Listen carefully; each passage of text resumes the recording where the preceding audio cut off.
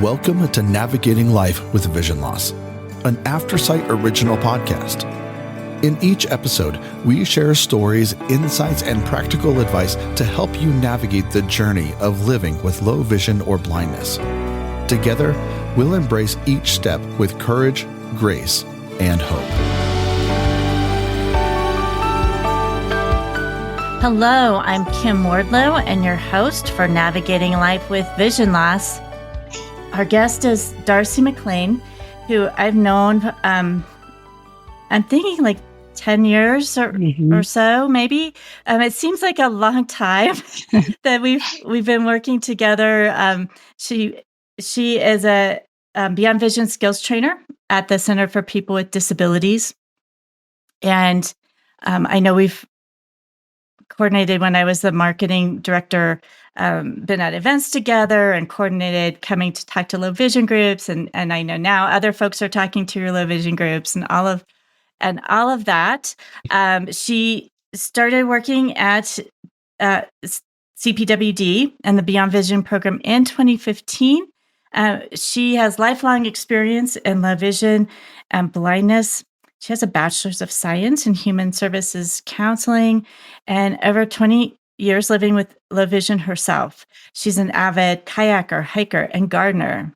She feels a strong connection to those with low vision and those caring for people with vision loss, which I know is true because I've seen your dedication to the people you're working with. And that's partly why I have you on today talking about grassroots advocacy and creating change in your community. So thanks for being with us, Marcy.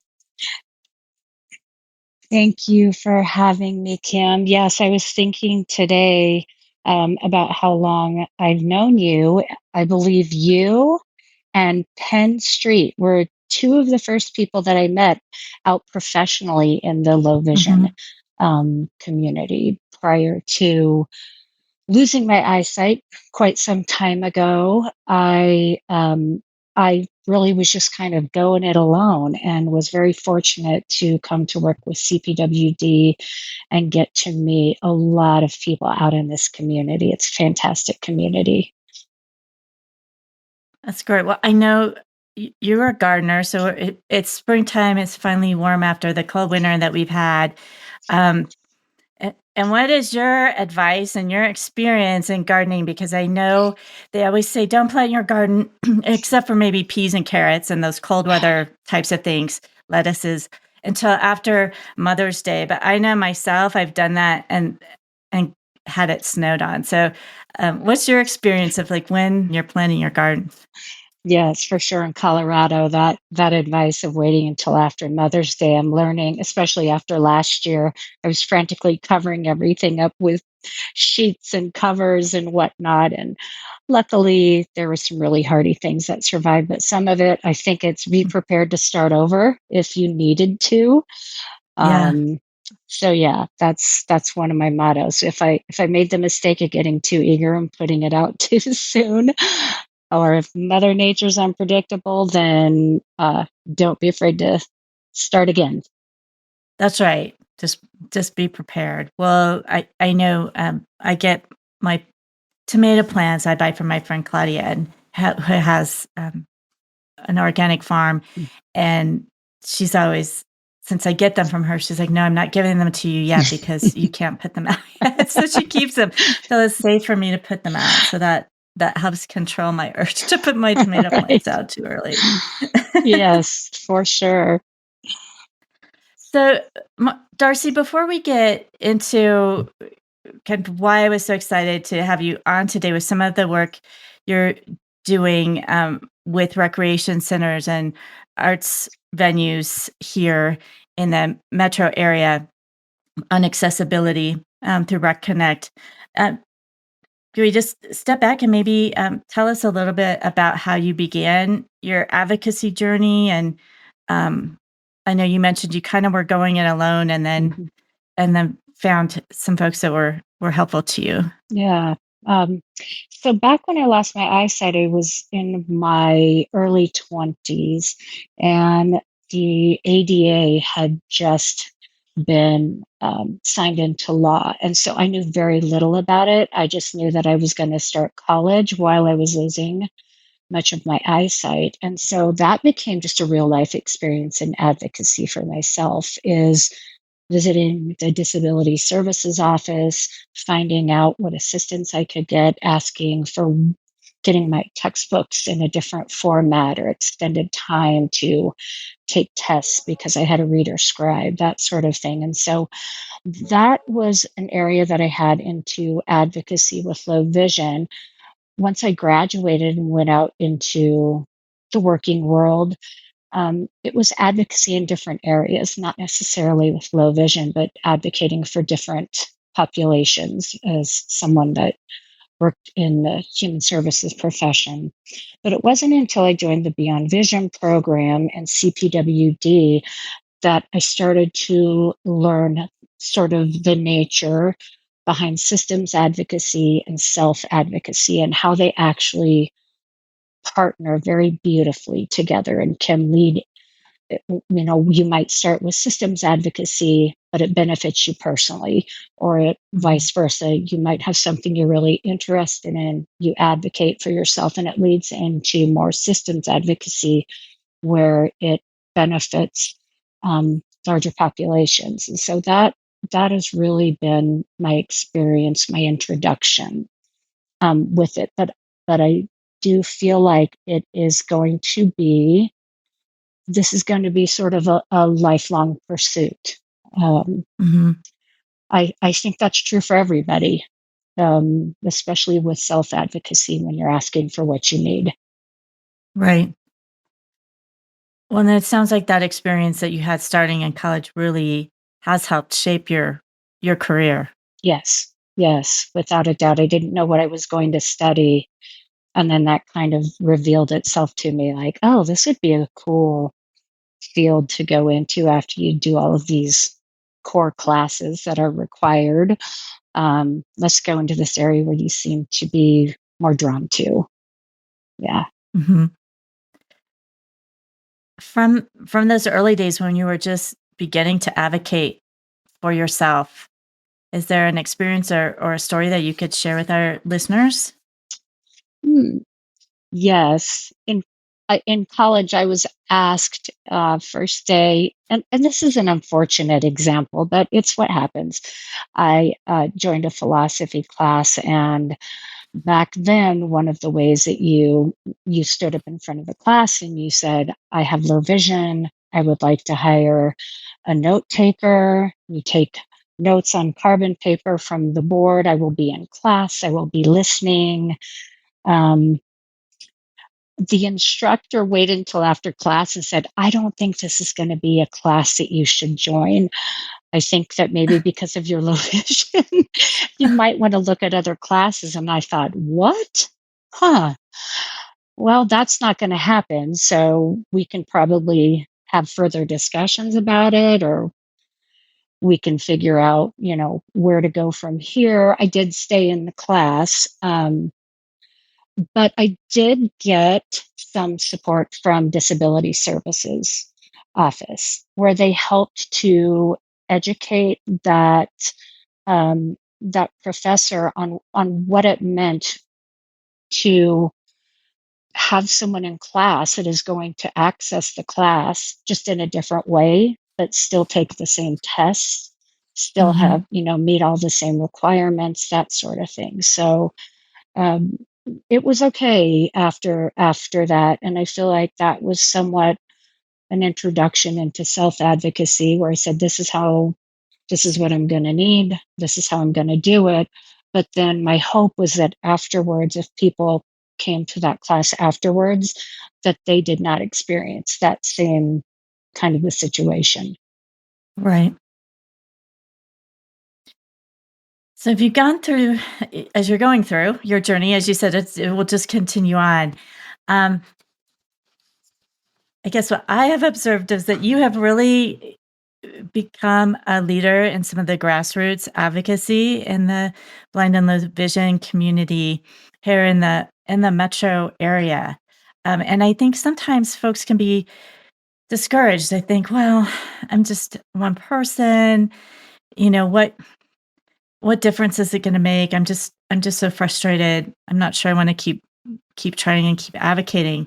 But how do you define grassroots advocacy, and why is it so effective for creating community change? Because I feel like you really have, not by yourself, but I feel like you kind of led that change in some of the rec centers. And how do you see that working?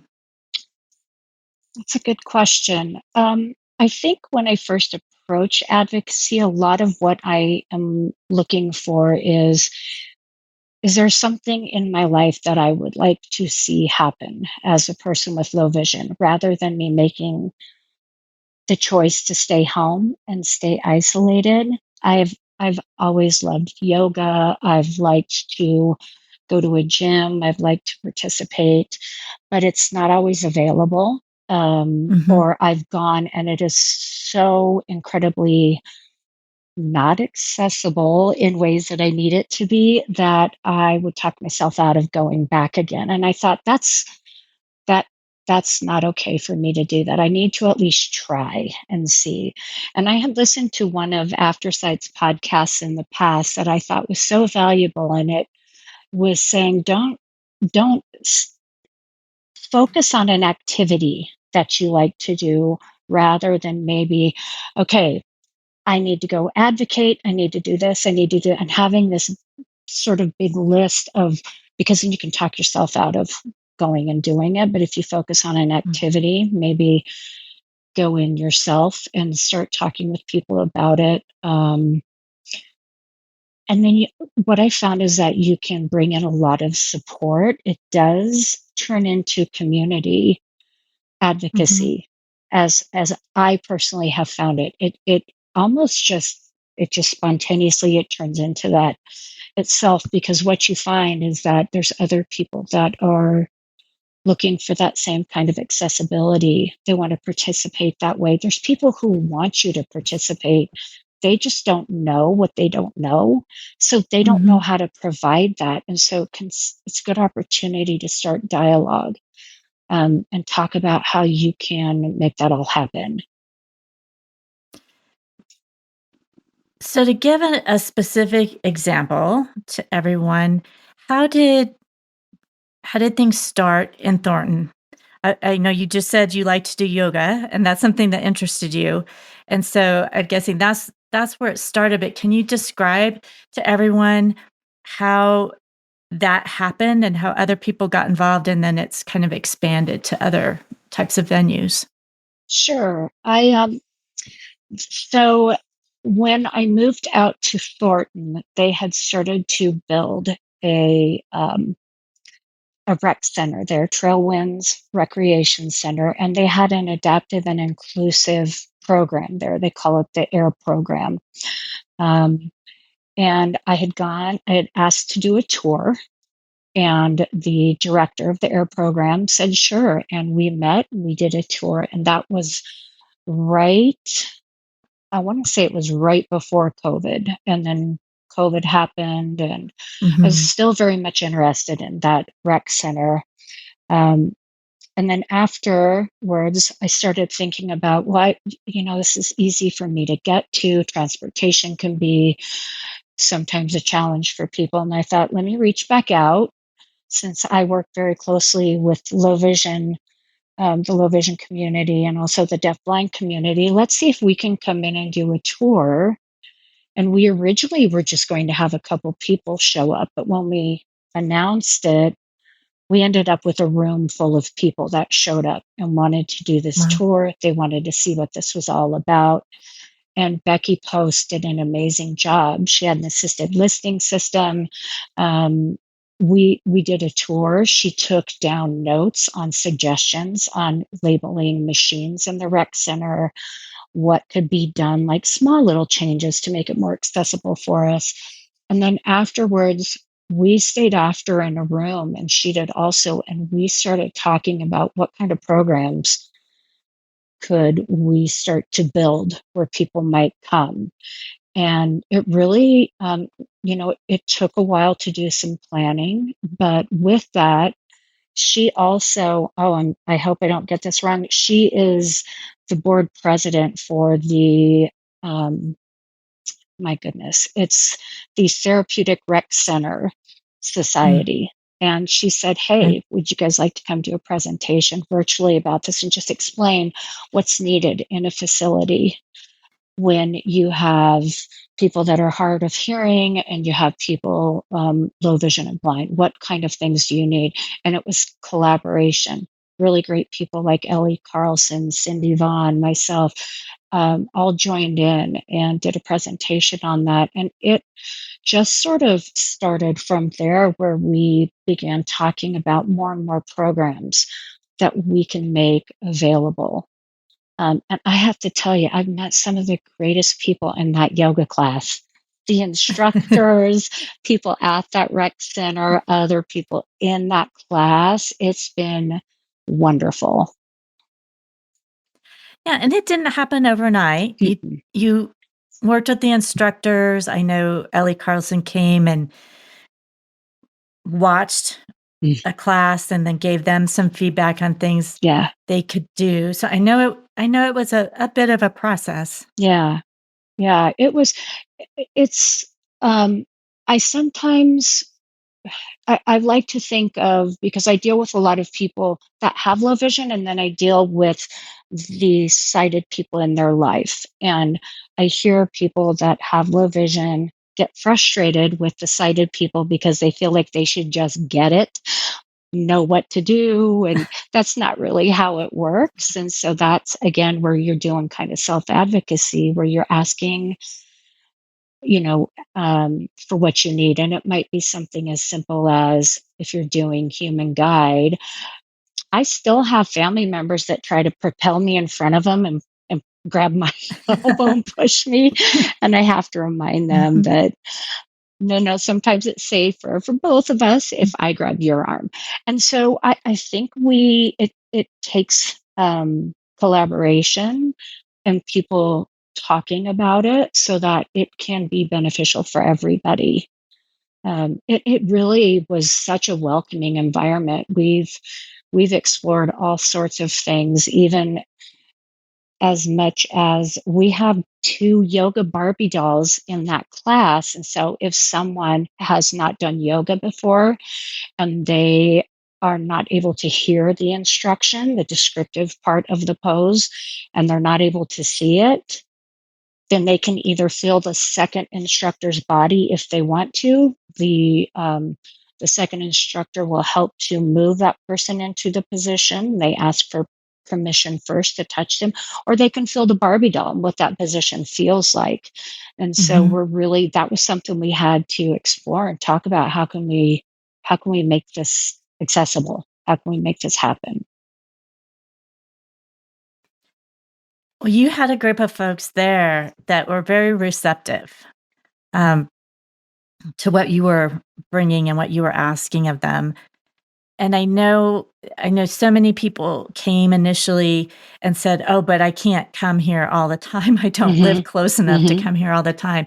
And so as folks are starting to look at their own rec centers and maybe how they can duplicate this, or maybe somebody who wasn't even involved in this particular effort but is hearing this podcast and says, "Oh, I want to talk to my rec center."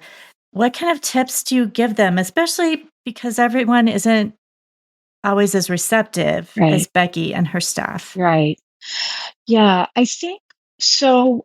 The first step that I took was to ask for a tour. I always let someone know that I have low vision, and I'm always Mhm. make sure that I know what I need to ask for. So, do I need to hang on to someone when I get that tour? Are there certain landmarks that I need to know about? Does the staff there have any familiarity at all with low vision? And so for those folks that still might not be as comfortable with saying, I have low vision, this is what I need, I know what I need, I think that peer support groups are a great place to find people to go places with. Or if you have a neighbor, a family member, something like that, and you say, look, they said we can come in and do a tour here real quick. Will you go with me? I feel comfortable if you go with me, Mhm. going in and going that approach also. It really depends, I think, on people's personality, on what they're most comfortable with. But and there's I would say that if there's people that are not receptive to it, it's because they might have a misunderstanding about low vision and what we all can do and not do. Um, so sometimes offering them more information about, like, my goodness, some of the stuff that Penn has done, Eric Weinmayer, that sort of thing, all of that amazing stuff. I like to remind them, yeah, we can do it. We're just approaching it a different way oftentimes. And I'm here to do that walk with you. I'll help you along the way. I'm not just expecting you to give me a tour and then execute everything. It definitely And know can what be a to do. collaboration. Yeah. Well, and maybe even just asking what their concerns are. Yes. Yeah. Yeah. Yeah, exactly. Like, maybe, I know one of the examples when we were looking at the rec center, very few of the equipment is accessible. And then it was well, do we need to be buying all new equipment for the rec center? And the answer is no. We talked about how you can use puff paint or layovers, things like that you can put over machines so that people can do it, or having staff that's willing to come over and help a person get started on the machine.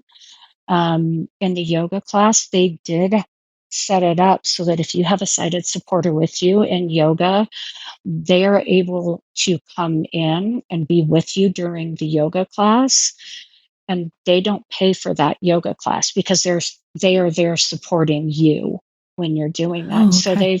they've made a lot of really fantastic availability for us how we need it. Yeah, and we have another one coming up, which I'm really excited about. That'll be starting this summer, and it'll be the same approach. Yeah, we're going to be doing the one-touch self-defense training. Yeah, I was going to ask you if it was Yeah. a self-defense. Yes. Yeah. So Thornton's been fantastic, and I do want to see it expand out to other municipalities. One thing we started to sort of explore in RecConnect was, is there a way that we can offer sort of a template on what we see some of those most common questions might be from a facility about what do I need to do to make it accessible? And can we go visit them, offer training to them on how do you do human guide? How do you give directions? That kind of thing. And then also inviting those recreation centers, if they want to join in on a RecConnect meeting and listen in, ask questions. We're there to answer those questions. And so I go back to that collaboration piece over and over, but I really feel like it's out there. I do feel like both sides, it's out there.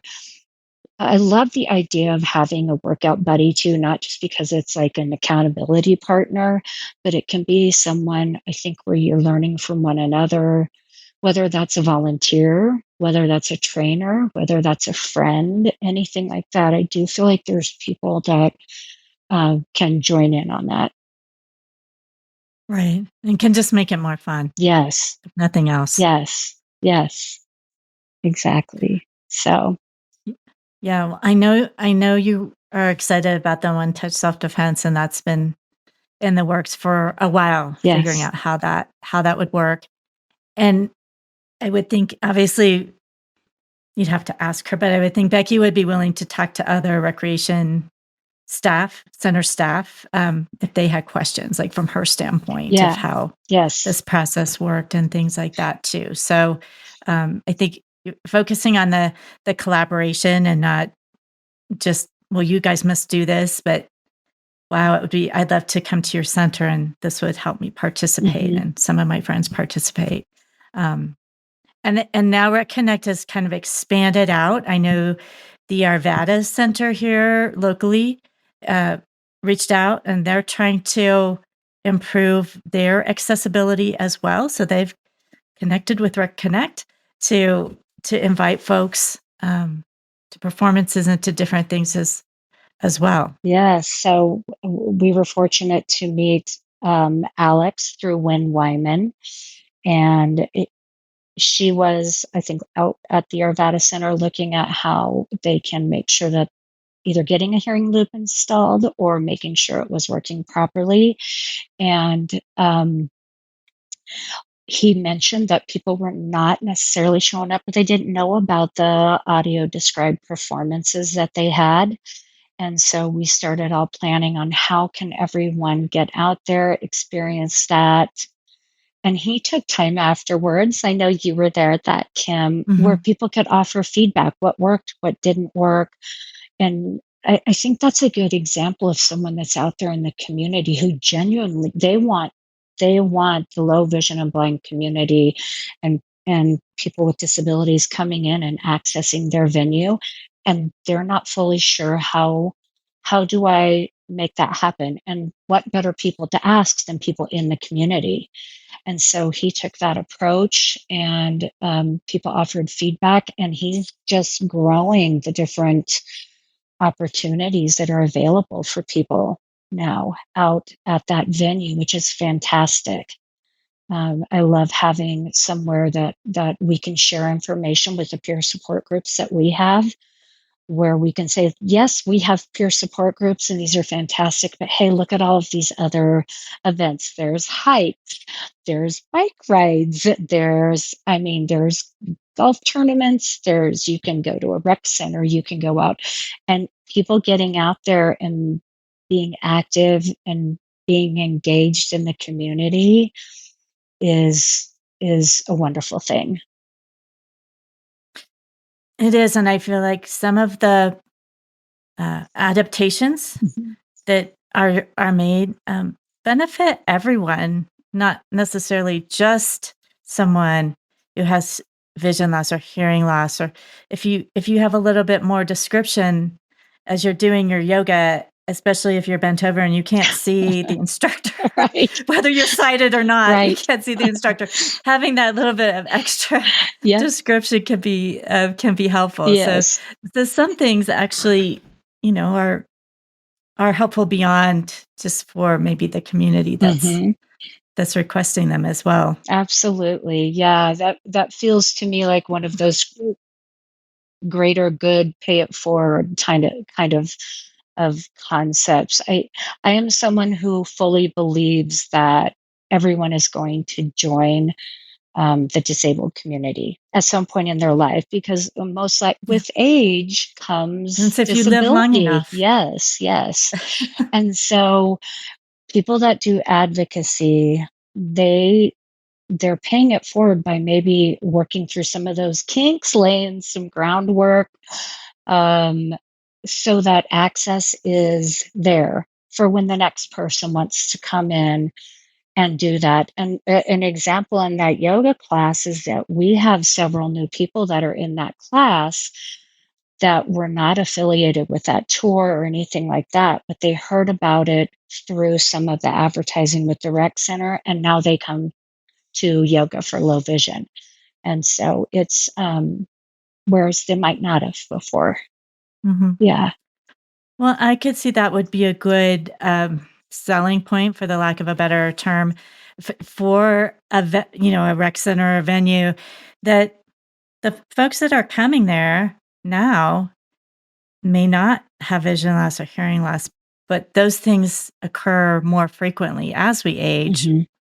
So some of their existing participants and patrons may benefit from this in future years, even if it's not something they're needing now. Yeah, absolutely. And if it's not for a person that might experience it, they might have a loved one, a neighbor, a family, something like that, a family member, someone at church that they know, who might benefit from it also. And so if we can do the work to make it available, and it's an addition to the programs that you offer, I think the end goal is to ultimately make all those programs accessible.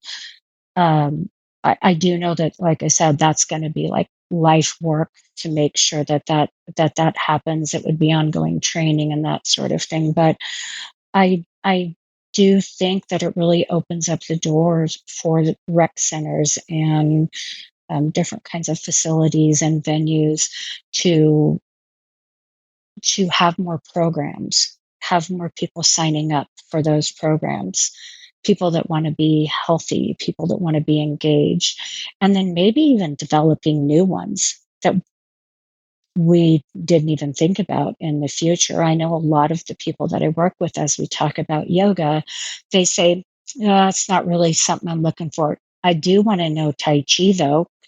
Can we start talking about setting up Tai Chi in a descriptive way and having sighted support? And so it really lends itself nicely, depending upon different programs, between Mm-hmm. yoga, Tai Chi. We've talked about CPR, we've talked about balance classes, things like that. Mm-hmm. Some of those same concepts apply, and you can just expand out and bring more people in. Darcy, if somebody is thinking that they would like to get involved in, I guess, a couple of things. If somebody would like to get involved, the RecConnect meetings and things have been virtual. If somebody's interested in getting involved in RecConnect, how would they go about doing that? That's a good question. There's so many of us community partners that are in RecConnect. I would say they can reach out directly to me if they would like. At CPWD, I can share my email address and my phone number. And I know we have a growing um, a growing amount of volunteers that want to be involved in this. So it can be people that have low vision, or they have a loved one that has low vision, that they want to be involved with it, where people can partner up. They can start to, if they want someone going with them to do that, then we can look at doing that. We started talking about in that program some of the different rec centers where we've looked at classes or people have been, and we said, let's go here next. So I'm always happy to take suggestions from people on where they see rec centers that they would like to have more accessibility, and they think it would be a really good fit where we can start to approach that. Also, we can share resources for reaching Becky Post over at Trailwinds. I think really any of the community partners that are involved with this, you guys are involved with this also, Kim. You Mhm. are, and it's fantastic. And Cindy Vaughn with the Deafblind Action Team, and Wynn Wyman, and gosh, I'm sure I'm forget. I feel like I'm giving an Oscar speech and I'm forgetting really There's so many important people that names. are involved, which Yes, is great. yeah. Yeah, yeah. It is definitely that collaboration, and there's a lot of great people. And so, if I haven't met that person or I don't connect with them directly, if we can start bringing people into those meetings and connecting and identifying places and house and have it both be the people that have the facilities and also the people who want to go to them. So I would invite, if there's facilities that are out there that hear about this and they want additional information, you're welcome too. We're happy to give that to you. That's great. I know, Jonathan, our producer, includes all of that information in the show notes as well. Excellent. If a person is just they're out there at their local community, and I know you said you advise, well, start with something you're interested in. You don't have to take on Mhm. the whole world or every issue. If you're starting with something you're interested in and you know something about already, how would you tell people kind of to prepare? I know you said maybe taking a tour just to meet people. Are there obstacles in the years that you've been advocating that are common obstacles that people maybe just should think about and prepare for before they go in and talk to a rec center or an arts venue? Sure.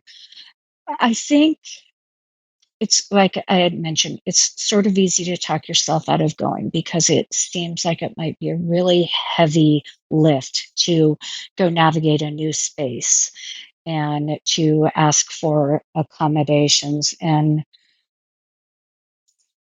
I do feel like there is in having done advocacy, there is a phrase that I had seen or saying that I had read that it speaks to me so much, and it was something along the lines of, yeah, a river cuts rock not by its power but by its persistence. And I thought, whoa, that's Mm. advocacy.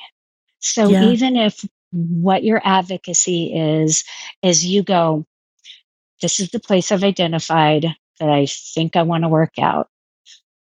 That's the beginning steps of that, and give yourself a lot of grace. And if you then say, I've identified someone to go with me, I've identified who the director is there and I can call, or who the manager is there, the patron engagement manager. I even know maybe what my rights are under the ADA, what I can ask for. Um, and then identifying some of those things that those barriers you might be putting up for yourself, and finding support to get around those, or to push through them. And then take it take it however you need to take it. If you're someone that like bulldozes in and you get it done, do that, honor that. If you're someone who likes to take it slower, honor that, do that also. But I feel like giving up, that's never the best choice. Right. Yeah. Well, people may not realize the rights they have under Hmm. ADA. They may feel like they're asking for something, special that, you know, isn't actually required. Hmm. And sometimes there's things that are actually required, and the venue may not Hmm. realize it. Right. We have, um, I collaborated with, not collaborated, I got a lot of support from Craig Towler at CPWD, and also Wynn Wyman when um, I started getting hearing loss also. So I am part of the deafblind community, um, probably in close to 2015, but didn't recognize that's what it was, and then got diagnosed, and then thought, I don't know anything about it other than a hearing aid. So education helped me. But then going out into the community, where we have a low vision peer support group out at Broomfield Community Center, and the group there, they were having trouble hearing one another in that group, and we started asking, is there a better room with less background noise? Is there an assisted listening system? And they were like, what? What is an assisted listening system? And so it was doing more education, talking with them about what that is. They had the city manager and other people coming in to use one so they could get it, why that would be beneficial to people that have combined vision and hearing loss. And Mhm. if we're using that space, let's really use that space. And under the ADA, they do have to have some sort of assisted listening system, whether it's a hearing loop, a portable FM system, something like that. And so that part of advocacy also, I learned as I was going, collaborated, um, people spoke up. We did a lot of planning. They now have a portable FM system there. So people can ask for that when they come in and use it in their own yoga classes, or when they have the big Living in Balance resource fair, they can ask for that, or in other support groups that they have there, they can ask for that, even if it's not necessarily for the low vision peer support group. It might be for the grief counseling support group or the Alzheimer's support group. They're now able to use that as well. Mhm. Yeah. Yeah, it makes so many more groups available, and I guess we should probably have just said it's Americans with Disabilities Act. We throw I'm so lots of used to throwing out acronyms. ADA that maybe not everybody Everybody knows that. Yeah. Or you might just be thinking, oh, well, there's curb cuts and there's, things. And it is, those things are included, the things for individuals that are using a wheelchair, but there's all the other types of Yeah. accommodations that are included as well. And, those curb cuts and things like that too, I think about how I talk about everybody joining the disabled community at some point.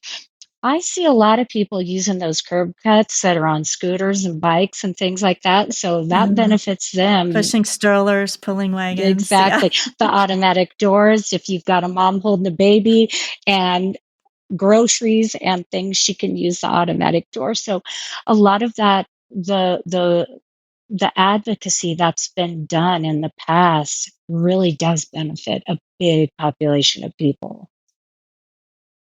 It does. Yeah. Well, I'm excited to see where this goes. I feel like it's a movement. This movement locally goes, and just want to encourage people to advocate for themselves locally, and especially if there are activities that you enjoy doing and in your local community, to advocate for that, because you're probably not the only one who will appreciate those accommodations. So exactly. And you'll probably get to meet, like you said, you've ended up meeting lots of wonderful people. Yeah. Any final words for our listeners? No, I'm very grateful for the collaboration and support from, all over the community. And I use that word community a lot, but it's for people in the state of Colorado that are wanting to, they either want to participate or they want to help other people participate. And so I'm very grateful for that. And one thing I will say with advocacy, it can get exhausting sometimes, and it's okay to take a break and then go back out and tackle it again, because it's worth it. It's definitely worth it. Yeah. And you really can make a change in your local community. Yeah. Absolutely. Well, thanks again, Darcy. Thanks to all of our listeners for joining us. And we'll include all the contact information in the show notes. You're welcome to say if you want to say your email or phone here, but we can also include it in the show notes as well. I can say it. We're going to show where I have a moment where I forget what my own phone number is, but we'll give it a try. Phone number is 720-340-2088. And email is Darcy, that's DARCY